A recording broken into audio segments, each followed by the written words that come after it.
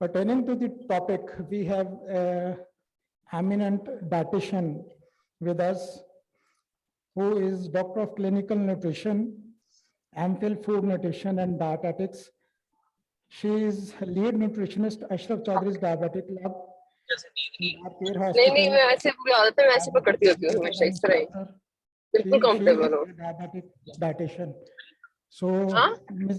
क्या करना चाह रहे हैं? Please welcome.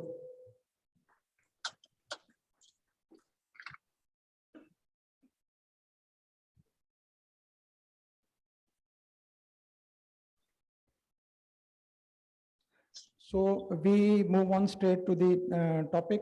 Our today's speaker, she is an registered dietitian and nutritionist, USA. She is MSc Nutrition. She is chapter head, Lahore, PNDS, head of nutrition services, Wilcare, Lahore, and consultant nutritionist, Bush International Hospital, Multan. Please welcome Dr. Tasneem Ali, sorry, Ms. Tasneem Ali, dietitian. Role of diet and exercise in the management of diabetes. Please.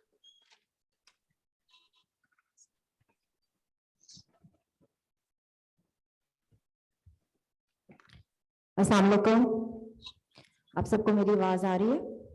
Clear? Very good.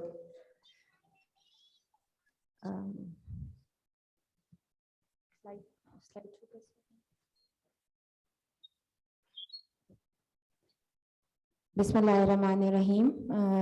जैसा कि आप सब जानते हैं, मेरा नाम तस्नीम अली है, American board certified nutritionist as well as American trained diabetes educator and the chapter head of Pakistan Nutrition and Dietetics Society, Lahore chapter. Today we will be talking about the role of diet and exercise in the I would like to say that other than management, the exercise and diet to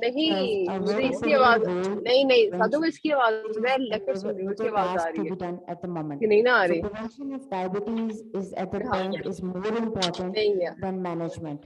We all know the basic concept of diabetes, that it's basically a person with a normal glycemia has a genetic susceptibility, and the lifestyle factors. What is meant by lifestyle factors is that a person is at a higher weight and has a sedentary lifestyle, and it makes the impaired glycemic control happen, which results in insulin deficiency and insulin resistance. And at the point when these two factors go for a longer period of time, a person becomes diagnosed with type 2 diabetes.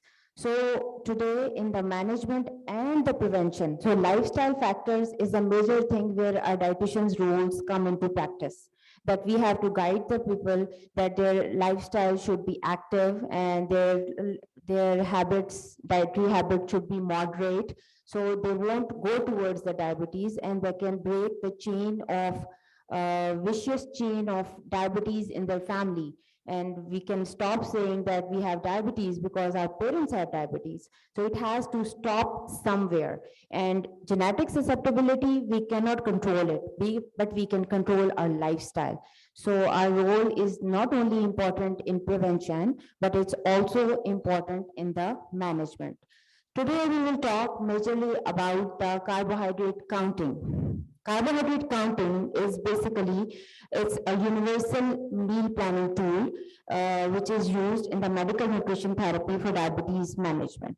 And it has very miraculous results. I will tell you in the upcoming slides that why I'm talking about carbohydrate counting and why I'm not talking about the protein counting or fat counting, because the mechanism of action is a little different. And at the end of the session, we'll be able to count carbohydrates in grams for carbohydrate consistent diet and interpret it in terms of consumption of regular Pakistani foods in the management of type 2 diabetes. We'll also briefly understand the modifications in calculations for type 1 diabetes as well as gestational diabetes. So basically, we all know that diabetes affects many organs and at the microvascular level. So Prevention and management is important for the slow progression of the disease. American Academy of Diabetes Educators. It tells us that there are 7 self-care behaviors which needs to be practiced for the best management, not only the healthy eating, but being active, but also the monitoring. The monitoring is very important for the good management. SMBG, self-monitoring of blood glucose levels, is very, very important.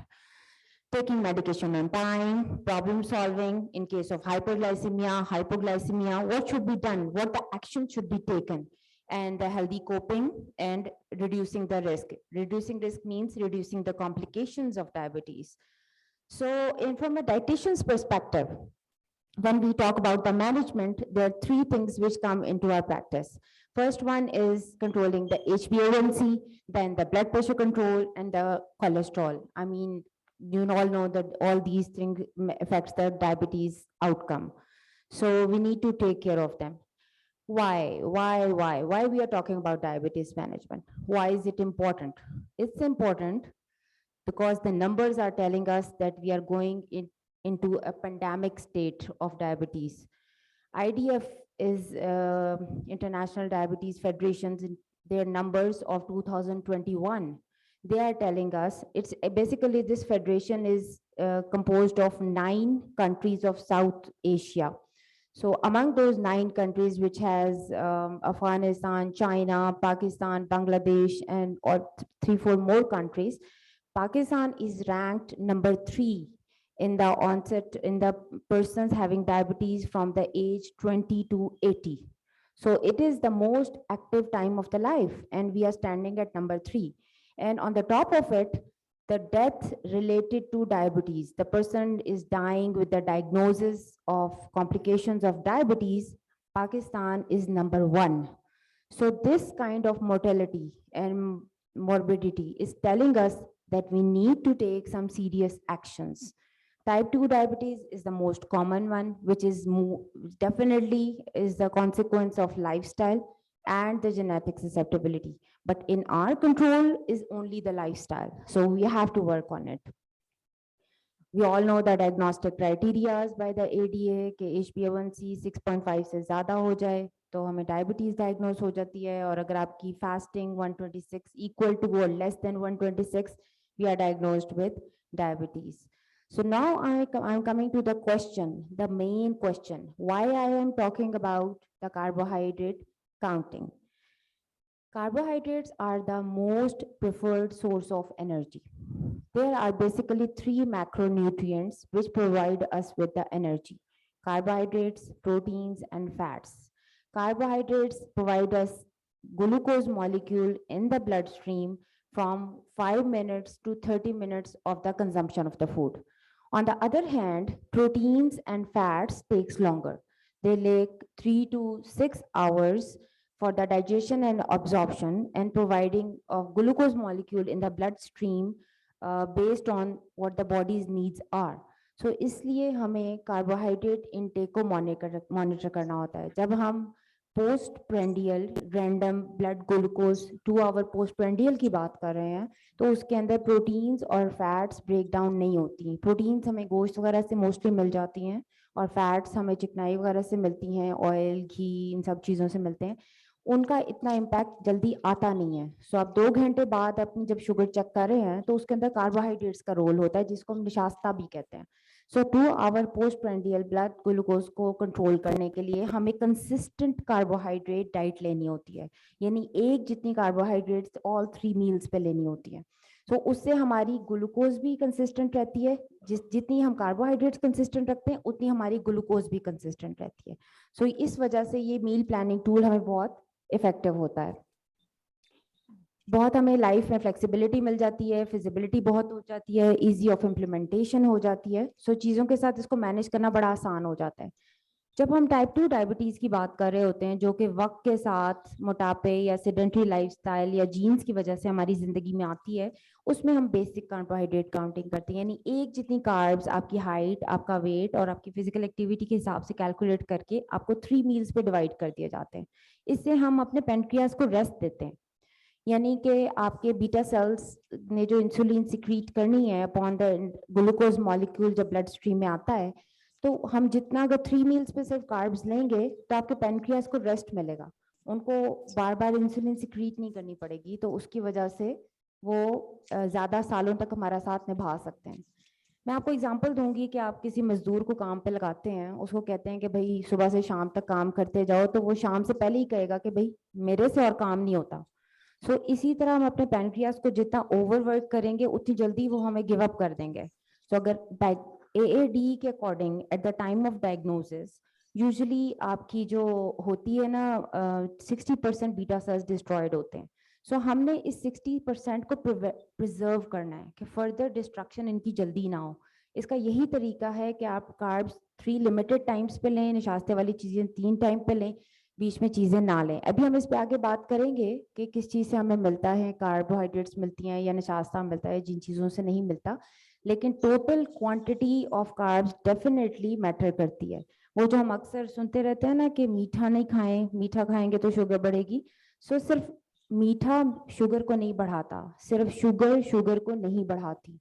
जिस भी चीज़ के अंदर carbohydrates हैं, carbohydrates जो निशास्ता है जो कि आपको ग्लूकोज मॉलिक्यूल देगा, चाहे वो जायके में मीठा ना भी हो, तो वो आपकी शुगर को बढ़ाएगा, आपको ग्लूकोज मॉलिक्यूल देगा। ये बड़ी ही एक अच्छी स्टडी है 2018 की, कि इसमें इन्होंने बताया कि ये सिर्फ एक दफ़ा की काउंसलिंग काफ़ी नहीं होती कि जी आपने एक दफ़ा डायबिटीज़ एजुकेटर्स ने या डाइटिशियन ने एक पेशेंट काउंसलिंग कर दी, उनको बता दिया कि जी हाँ जी आपको इस तरह कार्बोहाइड्रेट्स लेनी है, फिजिकल एक्टिविटी ऐसे बढ़ानी है। सारी काउंसलिंग करने के बाद डिफरेंट लाइफ में फेजेस होते हैं जिसमें इन सेशंस को रिवाइज करने की ज़रूरत होती है, उनको रिफ्रेश करने की ज़रूरत होती है। तो इस स्टडी में उन्होंने बड़ा ही अच्छा नोट किया कि अगर at the time of diagnosis and annually जब आपकी सारी ब्लड लैब्स वगैरह रिपीट होती हैं, उस टाइम पे आपको ये काउंसलिंग दोबारा मिलनी चाहिए। इसके अलावा जब कॉम्प्लिकेशंस अराइज हो रही हों, यानी आपकी न्यूरोपैथी हो रही है, रेटिनोपैथी हो रही है, आपको कॉम्प्लिकेशन सामने आ रही हैं, तो इसका मतलब है कि आपको इस काउंसलिंग को रिवाइज करने की ज़रूरत है, दोबारा अपने डाइटिशियन को विजिट करने की ज़रूरत है। और इसके अलावा कोई भी ट्रांजिशन, यानी आप कहीं मूव करें, कोई मेजर चेंज है लाइफ में, मैरिज है, बच्चे हैं, आपको अपनी काउंसलिंग को रिवाइज करना चाहिए at different times of these 4 times पे डेफिनेटली रिवाइज करना चाहिए। ये एक बड़ी अमेरिकन डायबिटीज़ एसोसिएशन के जर्नल में ये पब्लिश हुआ कि goal of medical nutrition therapy, कि हम एक्चुअली हासिल क्या करना चाहते हैं। हमारी जो डायबिटीज़ एजुकेटर्स हैं उनकी सारी काउंसलिंग का पर्पस क्या है। Basically weight management is very very important. अपने आइडियल बॉडी वेट पे अपने को रखना एक बहुत इंपॉर्टेंट है, जो कि हमें बाज़ वक़्त महसूस ही नहीं होता। हमें फील होता है कि अगर कोई बंदा अपने आइडियल बॉडी वेट पे चला जाए ना, तो हमें लगता है कि वो बहुत पतला हो गया है, बहुत सूखा हो गया है, उसके अंदर तो जान ही नहीं रही। एक्चुअली हमें लोगों को देखने की आदत नहीं रहती कि वो अपने आइडियल बॉडी वेट पे कैसे लगते हैं, क्योंकि हम अपनी सोसाइटी में सबको थोड़ा सा ओवरवेट में ही देख रहे होते हैं। कार्बोहाइड्रेट का इंटेक मॉनिटर करना, प्रोटीन्स फैट्स को मॉनिटर करना, माइक्रोन्यूट्रिएंट्स विटामिन मिनरल्स यानी वेजिटेबल्स और फ्रूट्स को किस तरह आपको अपनी डाइट में मैक्सिमम इनकॉर्पोरेट करना चाहिए। मैं कार्डियोवास्कुलर हेल्थ से मुतालिक एक स्टडी पढ़ रही थी, तो AHA ने हमें रिकमेंड किया कि 9 cups of fruits and vegetables should be consumed in a day by a healthy individual. So हमें खुद अपने आप को चेक करना है कि आया 1 कप तकरीबन, ये जैसा मेरा फिस्ट का साइज है ना, इतने साइज पे ये 1 कप बनता है। अगर ये कच्ची सब्जियां और फल की हम बात कर रहे हैं, तो एक दिन में 9 कप फल और सब्जियां लाजमी हमारी डाइट में शामिल होने चाहिए। बट डायबिटीज़ की फॉर्म में ये सिर्फ 3 मील्स पे जाएंगे, इन बिटवीन मील्स नहीं जाएंगे।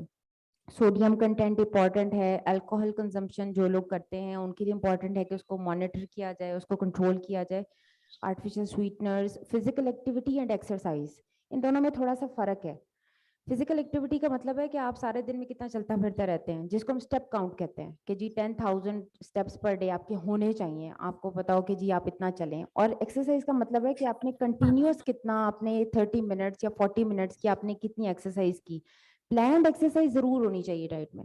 अक्सर लोग ये कहते हैं कि हम तो सारा दिन चलते फिरते रहते हैं, हम सारा दिन काम करते रहते हैं, वो एग्जॉस्शन है, आप उससे थक जाते हैं, लेकिन आपका हार्ट रेट ऊपर नहीं जाता। आपका हार्ट रेट 100 से ऊपर जाने के लिए जरूरी है कि 20 से 30 मिनट आप कम से कम ब्रिस्क वॉक करें, वॉक इज द सेफेस्ट, उसमें कोई आपके वर्टिब्रा का इशू या इस तरह का जॉइंट पेन्स वगैरह का इतना प्रॉब्लम होने का चांस कम होता है। सो अपनी आदत बनाएं कि खुद भी घरों से निकलें, अपने बच्चों को, फैमिलीज को साथ लेके निकलें। स्पेशली हमारी हाउसवाइफ बिल्कुल घर के कामों में सारा दिन गुजार देते हैं और ये भूल जाते हैं कि उनको भी अपने लिए थोड़ी हफिंग एंड पफिंग हो, थोड़ी बॉडी वार्म अप हो, लगे आपने कुछ किया है तो कुछ होना चाहिए। So physical activity is a separate thing कि आप दिन में कितना एक्टिव रहते हैं, and exercise is a planned exercise, 30 to 40 minutes की क्या brisk walk, साइकिलिंग, स्विमिंग, देखती जो हूँ आपको पसंद है। फाइंड योर पैशन बिल्कुल। कि आपको क्या अच्छा लगता है, तो उसको अपने रूटीन का हिस्सा बनाएं। तो ये एक और बड़ा अच्छा आर्टिकल था जो कि हमें बता रहा था कि प्रैक्टिस गाइडलाइंस क्या होनी चाहिए टाइप 1 एंड टाइप 2 डायबिटीज के लिए। सो टाइप 1 डायबिटीज में जिसमें कि बेसल बोलस रिजीम चल रही होती है कि रैपिड एक्टिंग और लॉन्ग एक्टिंग इंसुलिन आप ले रहे होते हैं, उसमें भी कार्ब काउंटिंग का बड़ा इंपॉर्टेंट रोल है। लेकिन उसमें इस तरह से है कि उसको टाइमिंग और क्वांटिटी, यानी कितने यूनिट्स आप इंसुलिन के लगा रहे हैं शॉर्ट एक्टिंग खाने के लिए जो मील टाइम इंसुलिन है, और उसके साथ आपको कितने ग्राम्स कार्बोहाइड्रेट्स कंज्यूम करने चाहिए, इसके लिए हम insulin to carb ratio calculate करते हैं। तो इसके अंदर भी कार्बोहाइड्रेट काउंटिंग का जानना बहुत जरूरी है, जिसको हम एडवांस कार्बोहाइड्रेट काउंटिंग कहते हैं। और जो टाइप 2 डायबिटीज या जेस्टेशनल डायबिटीज है उसके अंदर बेसिक कार्बोहाइड्रेट काउंटिंग की जाती है, यानी कि आपकी हाइट वेट के हिसाब से एक जितनी मकदार 3 खानों में। इसको समझने के लिए बाज़ का प्लेट मेथड भी यूज किया जा सकता है कि जी इधर कार्ब्स हैं, इधर प्रोटीन है, इधर वेजिटेबल्स हैं। और इसके अलावा पोर्शन कंट्रोल के तरीके से भी ये आपके डाइटिशियन या डायबिटीज एजुकेटर्स आपको काउंसल कर सकते हैं कि ये कार्बोहाइड्रेट्स की बैलेंसिंग कैसे की जाए। अब थोड़ा सा मैं टेक्निकल चीज़ों, ऑल्दो कि ये आपको उनको करने की ज़रूरत नहीं पड़ती, ये आमतौर से हमारे डाइटिशियंस का ही रोल होता है या डायबिटीज़ एजुकेटर का, लेकिन चूंकि हमारा मकसद यहाँ पढ़ना और पढ़ाना है, सो थोड़ा सा आपको आइडिया देना चाहूँगी कि हम लोग इस नंबर तक कैसे पहुँचते हैं कि भाई कार्ब कंसिस्टेंट देनी है तो कितने ग्राम्स, कैसे पता चले। और ये ध्यान में रखिएगा कि वेट नहीं है फूड के ग्राम्स का। हम ये नहीं कह रहे कि अगर एक WT का स्लाइस है तो वो 15 ग्राम है तो उसका वेट 15 ग्राम नहीं होता, उसके अंदर निशास्ता या कार्बोहाइड्रेट्स 15 ग्राम होती हैं, उसके अंदर और चीजें भी होती हैं।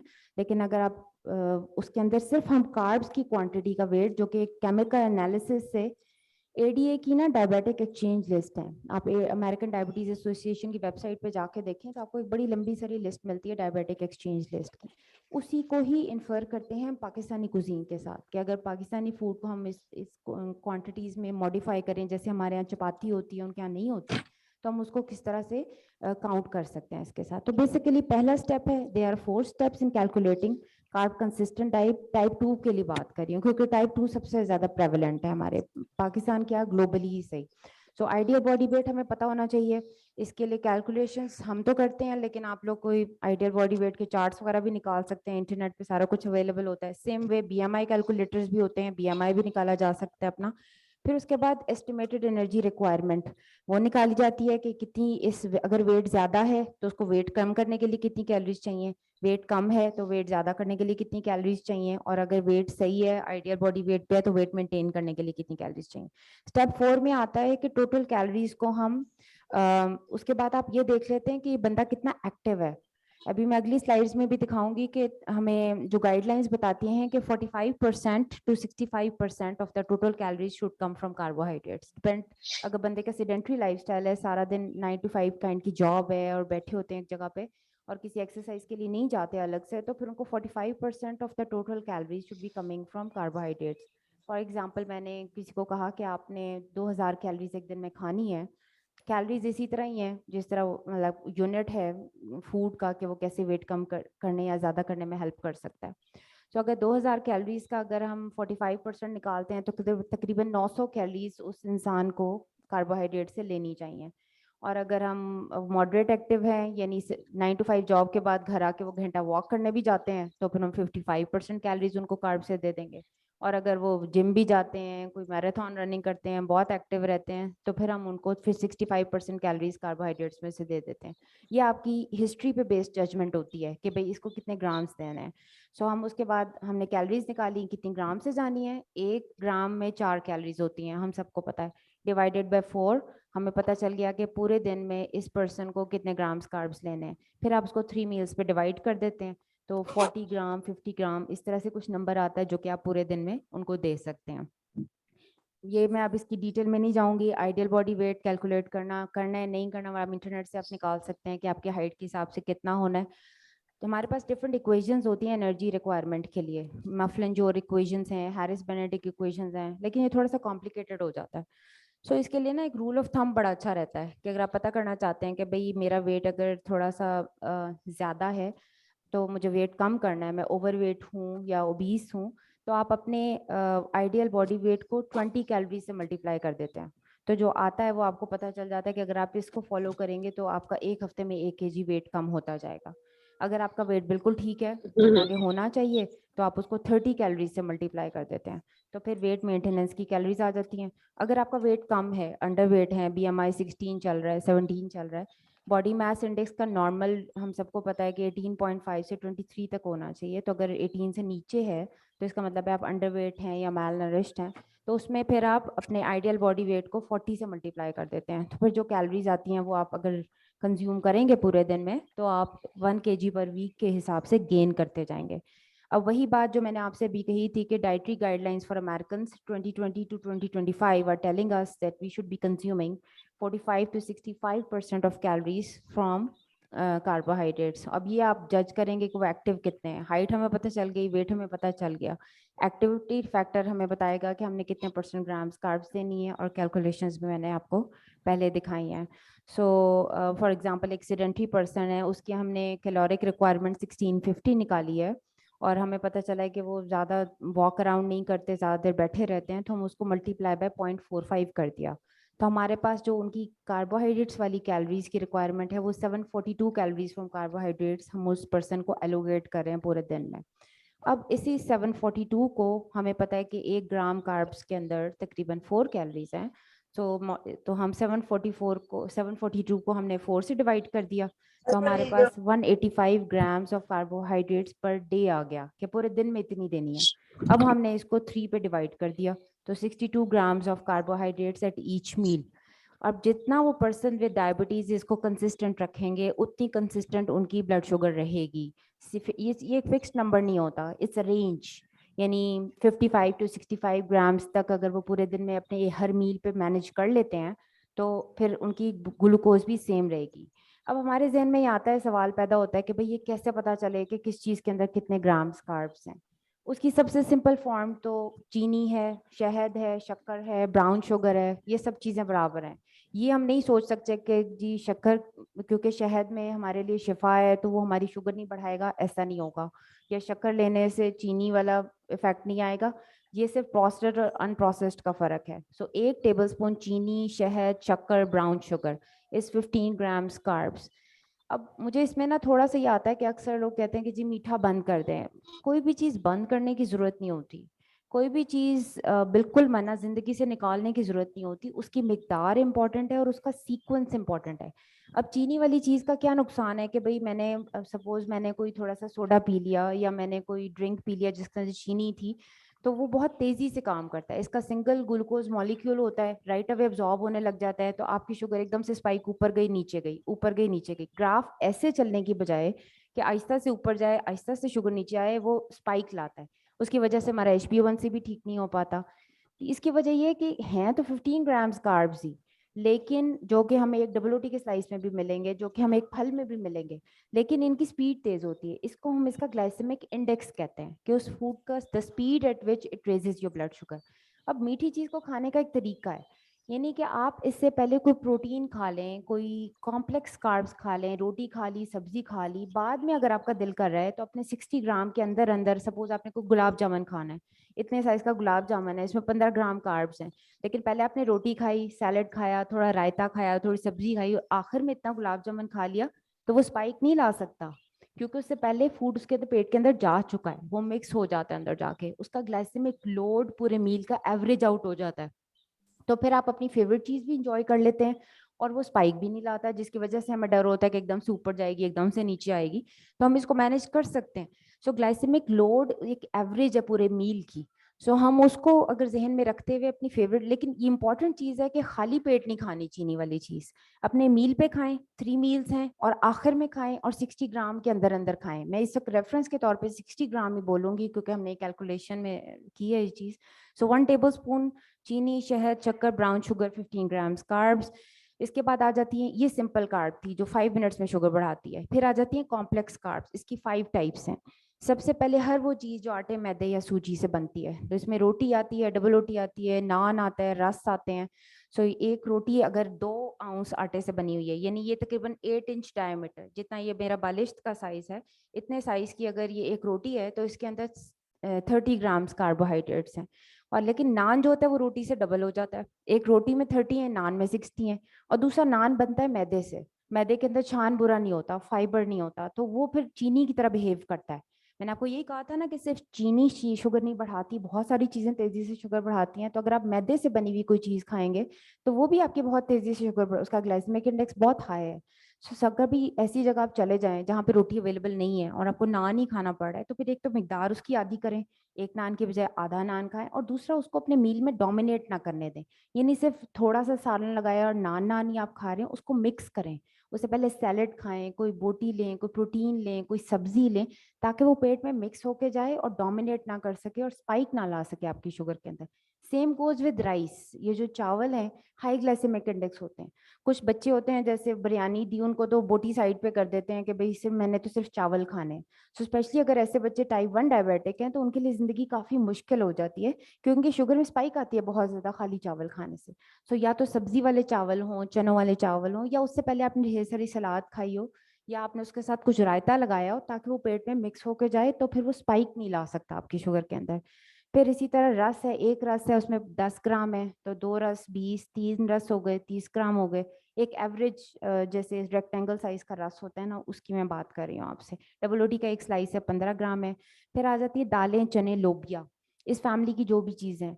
अगर पतली दाल है, जैसे मूंग मसूर की दाल घरों में बनती है, तो आधा कप है तो 15 ग्राम। और अगर जैसे तंदूर से आप माश की चने की मंगाते हैं और वो 1/3 कप हो जाती है, तो ये भी 15 ग्राम है। ये मैं अपने से कोई भी बात नहीं कर रही, ये सारी बातें एडीए की वेबसाइट पे लिखी हुई हैं। अमेरिकन डायबिटिक एक्सचेंज लिस्ट वहाँ पे अवेलेबल है, आप उससे जाके चेक कर सकते हैं, वैलिडेट कर सकते हैं। मैं तो सिर्फ उसका आपको पाकिस्तानी वर्जन दिखा रही हूँ, हम इन चीज़ों को कैसे इस्तेमाल करते हैं। 3 सब्जियां ऐसी हैं जिनको हम कार्बोहाइड्रेट्स की कैटेगरी में लाते हैं, स्टार्ची वेजिटेबल्स।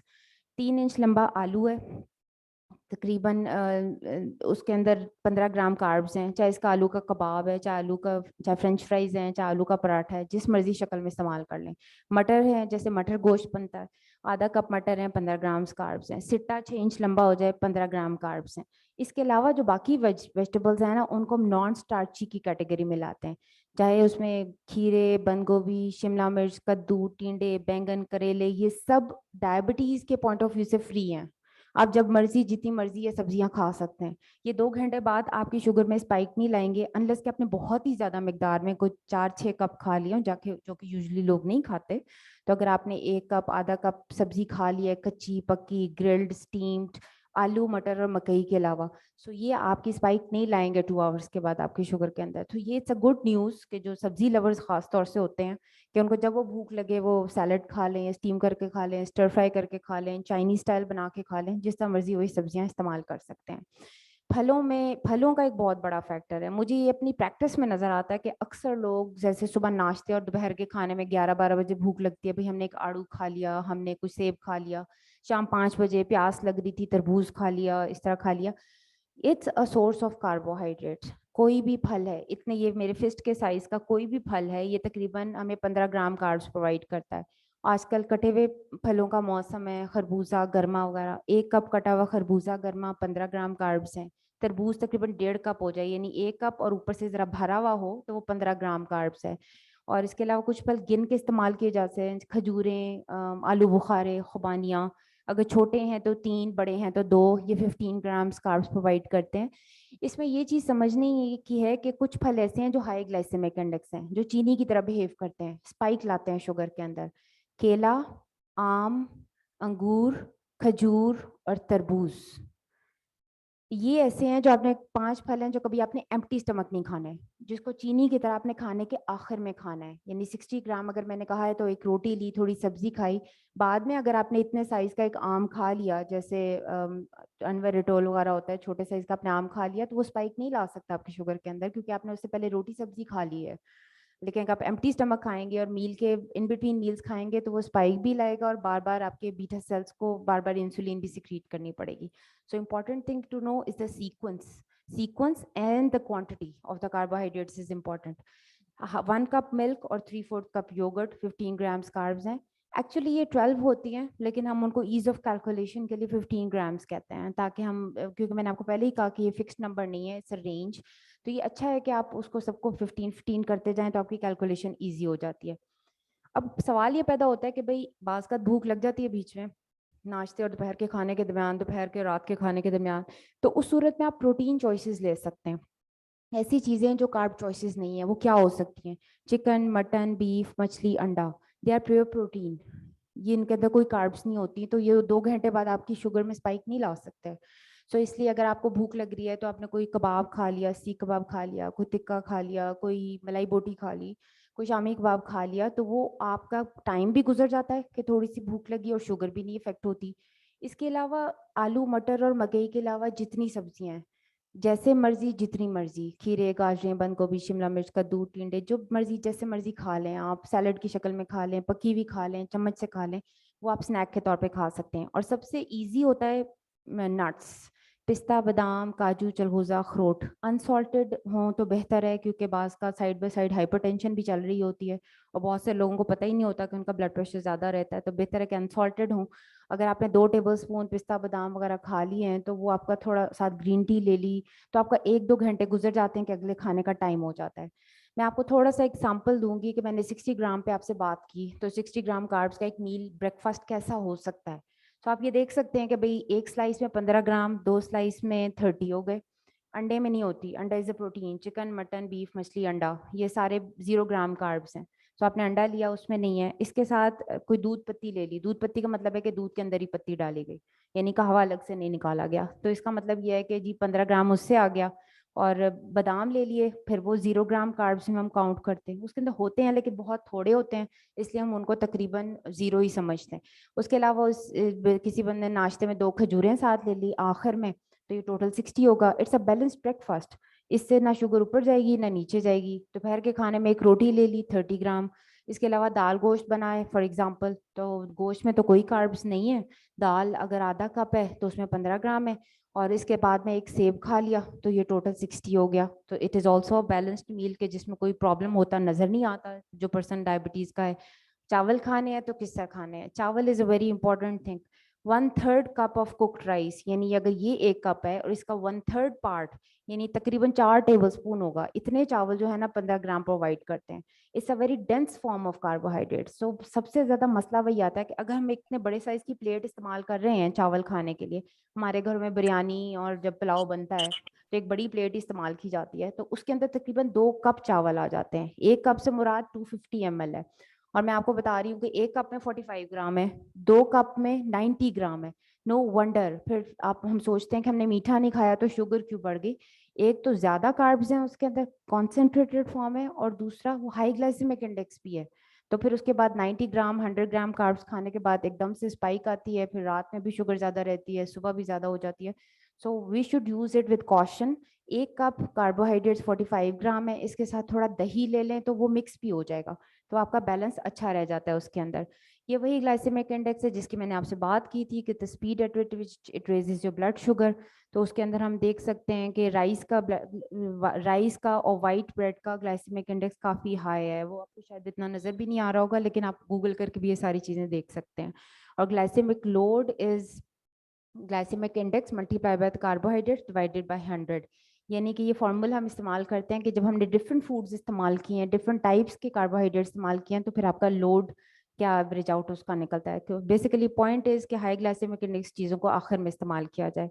यहाँ मैं 2 ब्रीफ सी स्लाइड्स आपको दूंगी। अभी तक जो मैंने आपसे सारी बात की वो मैंने टाइप 2 डायबिटीज़ पे की, कि टाइप 2 डायबिटीज़ में हम कैसे कंसिस्टेंट कार्ब्स करते हैं, लेकिन जेस्टेशनल डायबिटीज़ में थोड़ा सा डिफरेंस आता है कैलकुलेशन का। आपको शायद याद होगा कि स्टेप 1 था आइडियल बॉडी वेट, स्टेप 2 था कि हमें कितनी कैलोरीज देनी है। तो स्टेप 1 पे यहाँ पे डिफरेंस ये आता है कि हम उनका करंट वेट नहीं लेते। अगर एक खातून हमारे पास आ रही है, उसको 28 वीक्स पे जेस्टेशनल डायबिटीज डायग्नोज हुई है, तो डेफिनेटली उसका वेट अब सेकंड ट्राइमेस्टर के हिसाब से ज़्यादा हो चुका होगा। सो हम उसका करंट वेट नहीं लेते, हम उसका प्री प्रेगनेंसी वेट लेते हैं। हम उनसे हिस्ट्री लेते हैं कि प्रेगनेंसी शुरू होने से पहले आपका कितना वेट था, और उसके हिसाब से फिर हम सारी कैलकुलेशन शुरू करते हैं कि उनको कितनी कैलोरीज लेनी चाहिए। और स्टेप 2 पे हम क्या करते हैं कि उनके ट्राइमेस्टर के हिसाब से कैलोरीज ऐड करते हैं। IOM-9 के हिसाब से जो फार्मूलाज हमारे पास हैं, फर्स्ट ट्राइमेस्टर में एक खातून जो एक्सपेक्ट कर रही है उसको किसी भी किस्म की कोई एक्स्ट्रा कैलोरीज की ज़रूरत नहीं है। सो हमें जितनी वो रूटीन में खा रही है उतना ही उसको लेना चाहिए। सो हम 0 कैलोरीज ऐड करते हैं फर्स्ट ट्राइमेस्टर के लिए। सेकंड ट्राइमेस्टर के लिए हमें फार्मूलाज जो प्रोवाइड किए गए हैं वो हमें बताते हैं कि 340 कैलोरीज ऐड हो जाती हैं, और थर्ड ट्राइमेस्टर के लिए 452 कैलोरीज ऐड हो जाती हैं। सो जो हमारी कैलकुलेशन आ रही है कैलोरी रिक्वायरमेंट की, उसमें ये हम उनके ट्राइमेस्टर के लेवल के हिसाब से उसको हम इंक्रीज कर लेंगे। टाइप 1 डायबिटीज़ काफ़ी मेहनत मांगती है, बहुत अंडरस्टैंडिंग मांगती है। और उन बच्चों के लिए जिनको टाइप 1 डायबिटीज़ होती है, आप सबको पता है कि ये लाइफ टाइम ही होती है, शुरू से होती है उनकी ज़िंदगी। उनके पेनक्रियास का at the time of diagnosis AADA के मुताबिक उनके 90% बीटा सेल्स डिस्ट्रॉयड होते हैं। सो ईदर नो और very little amount of insulin is coming from their pancreas, so they are dependent on the external administration of insulin for their survival. So उनको हर time हर meal पे उनको rapid acting या short acting insulin लगानी पड़ती है, ताकि जो ग्लूकोज की वजह से जो स्पाइक आती है उसको नीचे लेके जाने के लिए उनको बड़े टाइमली मैनर में अपनी इंसुलिन एडमिनिस्टर करनी पड़ती है। इसमें हमें insulin to carb ratio calculate करते हैं कि भाई इंसुलिन का 1 यूनिट के अगेंस्ट इनको इतने कितने ग्राम्स कार्बोहाइड्रेट्स प्रोवाइड किए जाते हैं। मैं इसकी बहुत ज़्यादा डिटेल में नहीं जाऊँगी क्योंकि ये पूरा एक होल चैप्टर है, क्योंकि उन बच्चों के साथ इंसुलिन काउंसलिंग की जाती है। लेकिन ब्रीफली उसका फार्मूला ये है कि total carbohydrate intake divided by the total daily bolus insulin. Insulin to carb ratio calculate करने के लिए जो आपको शायद याद होगा कि हमने शुरू में कैलकुलेट किया था कि इस पर्सन को एक दिन में कितने ग्राम्स कार्बोहाइड्रेट्स चाहिए, और उसके साथ बोलस यानी जो फूड के साथ वो इंसुलिन लगा रहे हैं उसके यूनिट्स को डिवाइड करते हैं तो इंसुलिन टू कार्ब रेशियो निकल आती है। इसके अलावा टाइप 1 डायबिटीज़ में हमें एक और चीज़ देखनी पड़ती है, इंसुलिन सेंसिटिविटी फैक्टर, यानी कि उनकी बॉडी इंसुलिन को क्या रिस्पॉन्ड कर रही है, कितनी सेंसिटिव है उसके लिए। यानी ये जो मील टाइम इंसुलिन होती है इसका सिर्फ ये काम नहीं है कि ये आपकी जो ग्लूकोज बढ़ेगी उसको कम कर दे, बल्कि वो प्री मील हाइपरग्लाइसीमिया को भी कंट्रोल करती है। यानी अगर फास्टिंग सुबह ज़्यादा थी तो कुछ डॉक्टर्स हमें कहते हैं कि भाई आप इंसुलिन को ना छोड़ें, बीइंग अ डाइटिशियन में बात कर रही हूँ, वो हमें कहते हैं कि नहीं आप इंसुलिन को टच ना करें, आप फूड को एडजस्ट करें। यानी अगर वो बच्चा सुबह 8 यूनिट लगा रहा है और उसकी जो इंसुलिन सेंसिटिविटी फैक्टर है वो 50 मिलीग्राम पर डेसीलीटर है, यानी एक इंसुलिन के यूनिट के अंदर एबिलिटी है कि उसके 50 पॉइंट्स को नीचे ला सकता है, और उसकी शुगर 150 है 100 होने की बजाय, तो हम उसको खिलाएंगे, लगाएंगे 8 यूनिट लेकिन खिलाएंगे 7 यूनिट, 1 यूनिट खाली छोड़ देंगे ताकि अगले मील तक उसकी ग्लूकोज नॉर्मलाइज हो जाए और उसके बाद बाकी सारी उसके शुगर लेवल्स उसके मेंटेन होते रहे। सो ये दो चीज़ें इंपॉर्टेंट हैं टाइप 1 डायबिटीज़ में, इंसुलिन टू कार्ब रेशियो और इंसुलिन सेंसिटिविटी फैक्टर। और इसमें definitely individualised counselling, individualised monitoring होती है उन बच्चों को लाइफ टाइम लर्निंग के लिए, उन सारी ज़िंदगी इसके साथ गुजारनी है उन्होंने। सो हमें उनको सिखाना होता है कि वो उस चीज़ को कैसे मैनेज करें। एक्सरसाइज गाइडलाइंस में थोड़ी सी तो मैंने आपसे बात की, physical activity versus exercise planned activity. जो हमारी फिजिकल एक्टिविटी की गाइडलाइंस है 2020 टू 2025 की, वो हमें बताती हैं कि half an hour to 1 hour की प्लान्ड एक्सरसाइज हर बच्चे, बूढ़े, औरत, मर्द हर एक के लिए ज़रूरी है, and same goes for persons with diabetes. इसके अलावा वेट रेजिस्टेंस एक्सरसाइज की रिकमेंडेशन आई है हफ्ते में कम से कम 2 दफ़ा। अब वेट एक्टिविटी ख़वातीन हमारे घरों में तो बिल्कुल भी नहीं कुछ करती हैं, तो उसके लिए बड़ा आसान सा तरीका होता है कि या तो आप अपनी ख़वातीन को घरों में कोई 2-3 केजी का डंबल ला दें, उनसे कहेंगे भी 10 टाइम्स रेज करें ऑन ईच आर्म, और 10 दिन के बाद 20 दिन के लिए रेज करना शुरू, 20 टाइम्स रेज करें, फिर 30 टाइम्स रेज करें और 30 पे कंटिन्यू रखें ताकि अपर बॉडी की भी मसल बिल्डिंग हो जाए। और अगर डंबल्स नहीं लाने तो होममेड डंबल्स भी हो सकते हैं। हमारे यहाँ ये सोडे की 1.5 लीटर की बोतल होती है, अगर आप इसको पानी से भर लेते हैं तो ये 1.5 किलो का वेट या डंबल बन जाता है, और अगर आप इसको रेत से सैंड से भर लेते हैं तो वो 3 केजी का वेट या डंबल बन जाता है। उसको लिफ्ट करें 10 टाइम्स ऑन ईच आर्म, और target is 30 times on each arm. ये हर एक को करना चाहिए, ताकि वॉक करने से लोअर बॉडी के तो मसल्स डेवलप हो जाते हैं, अपर बॉडी के लिए हमें एक्स्ट्रा से थोड़ी सी रेजिस्टेंस एक्सरसाइज करने की जरूरत है। और ये अब गाइडलाइंस में है, ये का हफ्ते में 2 दफा तो लाजमी होना चाहिए। लेकिन जो पर्सन्स विद डायबिटीज है ना, उनके लिए मॉनिटरिंग एक्सरसाइज के साथ बहुत ज़रूरी है। यानी वो एक्सरसाइज करने से पहले अपनी शुगर मॉनिटर करें। अगर उन्हें शॉर्ट ड्यूरेशन करके एक्सरसाइज करनी है, जैसे चहलकदमी करनी है, लाइट वॉक करनी है, और उनकी शुगर जो है वो 80 to 100 के दरमियान है बिफोर द एक्सरसाइज, तो फिर उनको थोड़ा सा कार्बोहाइड्रेट्स लेके वॉक करने जाना चाहिए। 15 ग्राम्स लेना चाहिए। अब 15 ग्राम्स में क्या आ सकता है, एक फल आ सकता है या एक कप दूध या दही आ सकता है, क्योंकि अगर वो 80 और 100 के दरमियान उनकी ऑलरेडी शुगर है और उसी पे ही वो चहलकदमी करने चल जाएंगे, तो वो 70, 50, 40 पे भी ड्रॉप हो सकती है, फिर इमरजेंसी सिवियर हाइपोग्लाइसीमिया हो सकता है। अगर उन्होंने मॉडरेट एक्टिविटी एक्सरसाइज करनी है, यानी उन्हें 45 मिनट्स की एक वॉक करने जाना है और उनकी शुगर 80 to 100 के दरमियान है, तो फिर उनको कम से कम 30 ग्राम्स का स्नैक लेना चाहिए। यानी कि एक सैंडविच हो सकता है, एक स्लाइस 15 ग्राम है, 2 स्लाइस हो गए, साथ शामी कबाब हो जाए या चिकन हो जाए, कुछ हो जाए, या फिर एक फल और एक कप दूध का मिल्क शेक हो जाए। तो 30 ग्राम्स का स्नैक लेके वॉक करने जाएंगे तो मजीद ड्रॉप नहीं होगी, वो उनका मेंटेन रहेगी शुगर। और इसके अलावा अगर उनको ज़्यादा स्ट्रेनुअस एक्सरसाइज करनी है, जिम जाना है या कोई 2 घंटे की साइकिलिंग करनी है, लॉन्ग साइकिलिंग करनी है, तो फिर उनको कम से कम 50 ग्राम्स लेना चाहिए। यानी मिल्क शेक भी हो जाए और साथ में बेटर के एक सैंडविच हो जाए और एक कप दूध हो जाए। यानी 2 स्लाइस और कबाब का सैंडविच, साथ में दूध पी लिया या फल खा लिया, तो ये खा के वो फिर करने जाएंगे ना, तो शुगर मजीद लो नहीं होगी। लेकिन it is very important to know कि अगर शुगर उनकी बहुत ज़्यादा है, 300 से ज़्यादा है, तो फिर बिल्कुल भी एक्सरसाइज नहीं करनी चाहिए। पहले अपनी शुगर को स्टेबलाइज करें, फिर उसके बाद एक्सरसाइज करने के बारे में सोचें कि करनी है या नहीं करनी। मैं सिर्फ यहाँ पे ये बात करना चाहूँगी कि बाज़ाहिर हमें लगता है कि शायद न्यूट्रिशन का इतना कोई ख़ास इंपॉर्टेंट फैक्टर नहीं होता, इतना रोल नहीं होता, और शायद एक ऑप्शन है, दवाइयों से काम हो जाता है, दवाइयों की अपनी जगह है, लेकिन प्रिवेंशन और मैनेजमेंट में हम अलाइड हेल्थ सर्विसेज में आते हैं। इट्स अ टीम वर्क, हम सब मिलके काम करते हैं तो रिजल्ट्स बहुत बेहतर होते हैं। ये तक 2017 की एक स्टडी है जिसमें कि उन्होंने ये एविडेंस है इस चीज़ को, बड़ा इसके ऊपर रिव्यू आर्टिकल है कि उन्होंने कहा कि MNT alone, medical nutrition therapy alone, reduce 2% of the HbA1c in 3 months without any medication.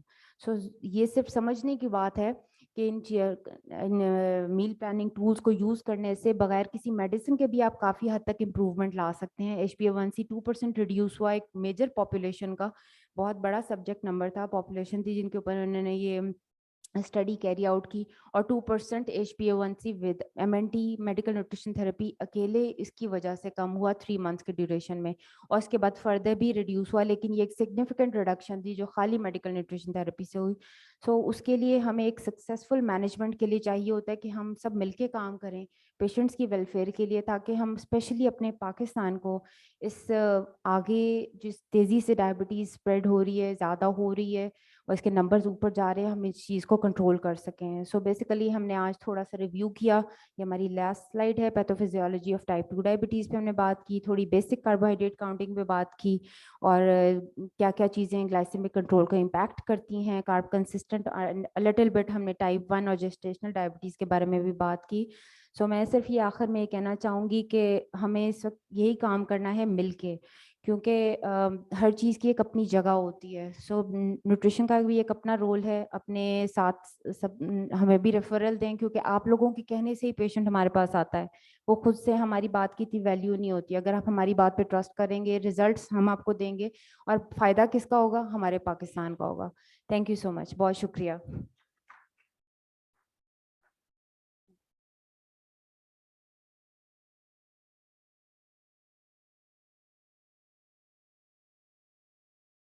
Sir एक मिनट, और लाइट चली गई।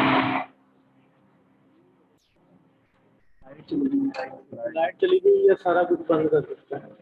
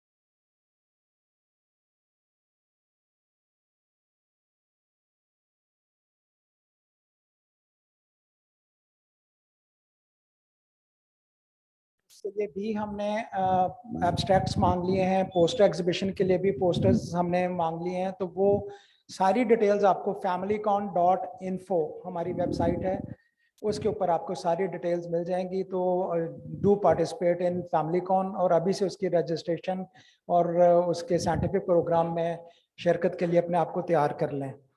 27, 28, 29, 30 अक्टूबर 2022 पीसी लाहौर में। So we move on to the question answers now. पहला क्वेश्चन जो हम लेंगे वो वर्चुअल कुछ क्वेश्चंस हैं, वो हम जो हमारे जूम पार्टिसिपेंट्स ने किए हैं पहले हम वो लेंगे, उसके बाद जो फिजिकल प्रेजेंट हैं उनके क्वेश्चंस ले लेंगे।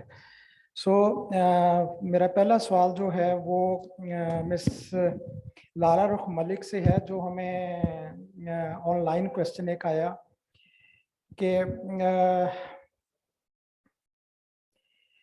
काइंडली जो स्वीटनर्स हैं लाइक कैंड्रल टैबलेट के बारे में बताइए, कितनी कैलोरीज होती हैं और सेफ है for diabetics.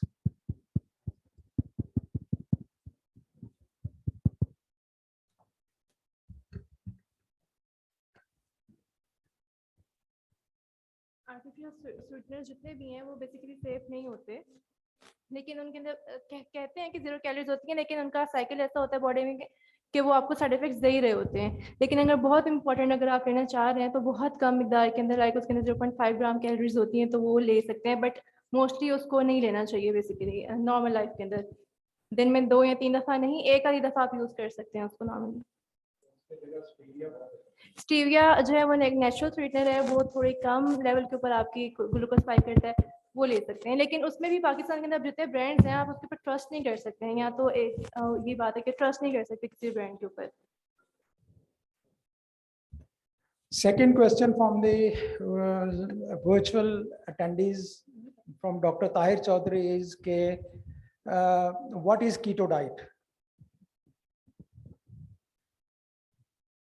There are a number of diets which are prevalent nowadays around the globe. Some of them are, called vegan diets, keto diets, Mediterranean diets, number of diets. I'm actually not against or for any kind of diet. But the problem is the people do keto in a wrong way. And similarly, people do vegan in a wrong way. Basically, we have learned that keto diet means just eating up the proteins and fats. And that's it. Actually, we never measure the amount of ketones in our body against these fats and proteins. So here comes the problem. If you are not producing a substantial amount of ketones in your body against the keto diet, then it is useless. And keto diet, कुछ खाने से proteins या carbohydrate खाने से तो जो ketones बनेंगे, the process of ketogenesis starts in the body after the 16 hours fast. 16 घंटे अगर आपने फाका कर लिया तो उसके बाद कीटोन्स ऑटोमेटिकली बॉडी में बनना शुरू हो जाती हैं, और with every passing hour they are going up and up and up, and maximum at the end of 24 hours आप खुद ही ये समझ ले कीटो डाइट में ही चले गए। तो जो कीटोस कर रहे हैं उनको अपनी डाइट में अपने ब्लड में कीटोन्स मेजर करनी है। अगर कीटोन्स नहीं बन रही तो फिर वो कीटो डाइट नहीं है। सिमिलरली आज तक भी इंडिया में आपने देखा है कि पाकिस्तान के पाए का कोई फास्ट बॉलर पैदा नहीं हुआ। वहां पे बैट्समैन तो जबरदस्त है, बॉलर क्यों पैदा नहीं होते? They are found of vegan diet. वहां पे खानी सब्जी है। अब यहाँ पे भी पाकिस्तान के अंदर भी एक कम्युनिटी है which is very found of these vegan diets. What's the problem with that? First of all, with vegan diet you cannot take the required amount of iron in the body. ये जो पुराना concept था ना कि पालक खाने से, गाजरें, मूलियां, सब्ज पत्तों वाली सब्जियां खाने से आपकी, अभी मेरी अक्सर बातें लोग जो हैं वो मुझे आते हैं क्वेश्चंस भी, मुझे ईमेल्स भी आती हैं, मुझे व्हाट्सएप भी आते हैं कि ये जो चीजें हैं, और मैं दिल में सोच रहा होता हूँ कि शायद ये सोचते हैं कि I am talking nonsense, but this is all evidence based and this has lot of science behind. So with the vegan diet, you are sure to lose the ample supply of iron in your body. So many of the vegan lovers, they suffer from iron deficiency anemia. Another important deficiency for the people who are on the vegan diet is vitamin B12 deficiency. You cannot, not any plant on this planet Earth which can provide you the sufficient amount of iron or vitamin B12. So if you are deficient in vitamin B12, you are going to end up with pernicious anemia. So vegan diet का जो अभी भट्टी साहब ने question किया, अगर आप vegan इस तरीके से, और always under the supervision of a registered dietitian. Vegan diet आपने फेसबुक से पढ़ के नहीं करनी, आपने यूट्यूब से नहीं करनी, आपने सुनी सुनाई नहीं करनी. Always under the supervision of a registered dietitian who is well versed in the keto diet. खुद से ना करें, और बॉडी में कीटोन्स बन, और अब आपके पास आला है, उन्होंने बना दिया ये आपके एबट वालों ने, एबट ऑप्टियम. वो 2 तरह की उसके अंदर स्ट्रिप लग जाती है, एक आपकी शुगर बताती है, दूसरी स्ट्रिप लगा के आपकी कीटोन बनती है बॉडी के अंदर.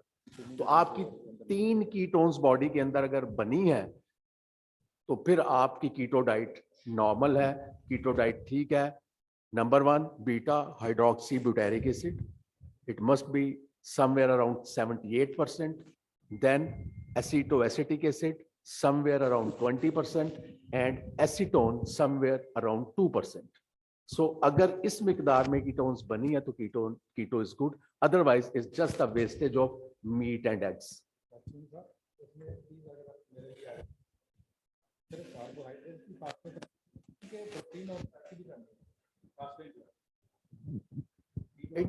वो 2 तरह फास्टिंग सर 2 तरह की है. एक हम करवाते हैं इंटरमिटेंट फास्टिंग और एक हम कराते हैं टाइम रिस्ट्रिक्टेड ईटिंग. इसके अंदर जब आप इंटरमिटेंट फास्टिंग कर रहे होते हैं तो इसमें आपका एक पूरा रोजा ही है, जैसे हम अपना रोजा रखते हैं. You can take water fast इसको कहते हैं हम. और टाइम रिस्ट्रिक्टेड ईटिंग जो दुनिया में सबसे पॉपुलर है दैट इज 16-8. 16 घंटे आपने नहीं खाना, 8 घंटे खाना है, और उस 8 घंटे के अंदर फैट खाने पे, प्रोटीन खाने पे कोई पाबंदी नहीं है. कार्बोहाइड्रेट को कर्टेल करना है, कार्बोहाइड्रेट खाने पे भी कोई पाबंदी नहीं है, लेकिन उसको कर्टेल करना है कि वो प्रोसेस्ड फूड से ना आए, आपकी बॉटल से ना आए, आपके एनर्जी ड्रिंक स्टिंग से ना आए, रेड बुल से ना आए, आपके चीज केक से ना आए, चॉकलेट से ना आए. आप नेचुरल कार्बोहाइड्रेट्स के ऊपर रिलाई करें rather than the processed food. जी आप ले सकते. अच्छा, दूसरी बात ये है कि इसमें फिर ये बात से बात चलती है कि मैडम आपकी इजाजत से बेसिकली आज हम यहाँ आए थे अबाउट द फूड और the nutrition for diabetics. In order to learn about any sort of diet, हमें पहले ये पता होना चाहिए कि फूड कहते किसको है, what is the definition of food. उसके बाद अच्छे बुरे का पता चलेगा ना. So in any of the medical dictionary which I went through, there is a definition of food, real definition of food. Food is a substrate which either causes the burning or growth of an organism. ये तो definition है, it's a very fine definition, कोई इसमें problem नहीं है. But problem जो इसके अंदर आएगी वो आएगी फिर रियल फूड में और प्रोसेस फूड में. फूड तो दोनों ही है. Real food is high fibre low carb food and the process food is high carb low fibre food. High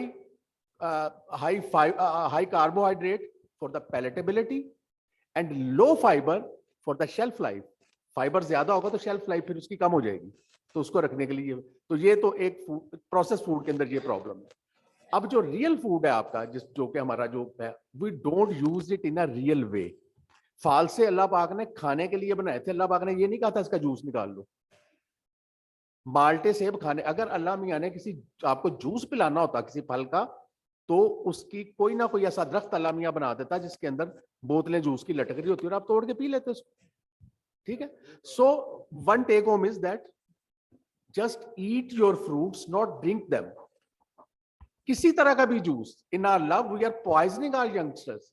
माएँ कहती हैं डॉक्टर साहब आपने जूस बंद किए थे, अब मैं इसको सुबह नाश्ते पे फ्रेश जूस बना के दे रही हूँ. Fructose is a mitochondrial poison. आप अपने बच्चों को प्यार से, चाहे आप उसको रियल दे रहे हैं या आर्टिफिशियल दे रहे हैं, it's a poison. Give them the whole food. जब आप होल फूड देंगे तो क्या होगा? अब एक फल के अंदर पानी है, कार्बोहाइड्रेट्स है और फाइबर है. Water content will provide satiety in the stomach.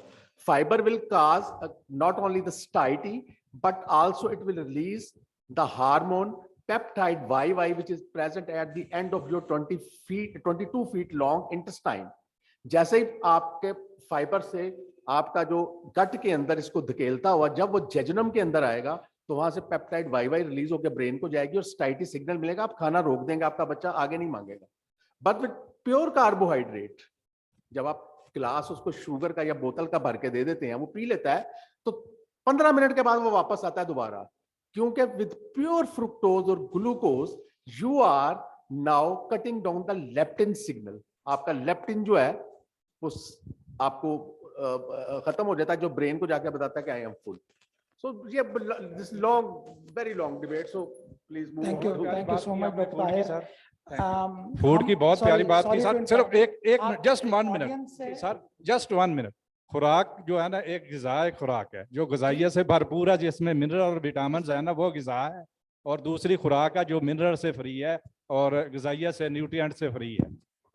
मैं उर्दू में बता रहा हूँ, एक खुराक है, एक ग़िज़ा है. एक खुराक है, ग़िज़ा, खाने वाली हर चीज़ खुराक है, जिसमें ग़िज़ाइयत है, जिसमें विटामिन है, मिनरल्स हैं, डाइटरी फाइबर है, वो ग़िज़ा है. जी thank you so much for your comment. हम क्वेश्चंस ऑडियंस से लेते हैं जी, लेकिन पहले हम जो वर्चुअल हैं उनके क्वेश्चंस पूरे कर लें please. So another question from Ms. Lala Rukh Malik. What is the difference between dietitian and a nutritionist? Nutritionist जब अर्ली स्टेजेस में आप ग्रेजुएट होते हैं तो वो होते हैं, और डाइटिशियन जब आप किसी स्पेशलाइजेशन और एक्सपीरियंस बेस्ड जो होते हैं, आप थोड़ा अच्छे लेवल पे वो डाइटिशियन होते हैं सर्टिफिकेशन के बाद. आप कमेंट जी प्लीज. न्यूट्रिशनिस्ट प्लीज मैडम का जवाब देते हैं, फिर मैं आपको बताता हूँ कि आपको जो है वो इसको माहिरीन कैसे इसको डिफरेंशिएट करते हैं. इसकी बड़ी सिंपल सी डेफिनेशन है कि every dietitian is a nutritionist but every nutritionist is not a dietitian. जब आप अपनी मास्टर्स डिग्री वगैरह मुकम्मल करते हैं न्यूट्रिशन के अंदर, तो आप न्यूट्रिशनिस्ट बन जाते हैं.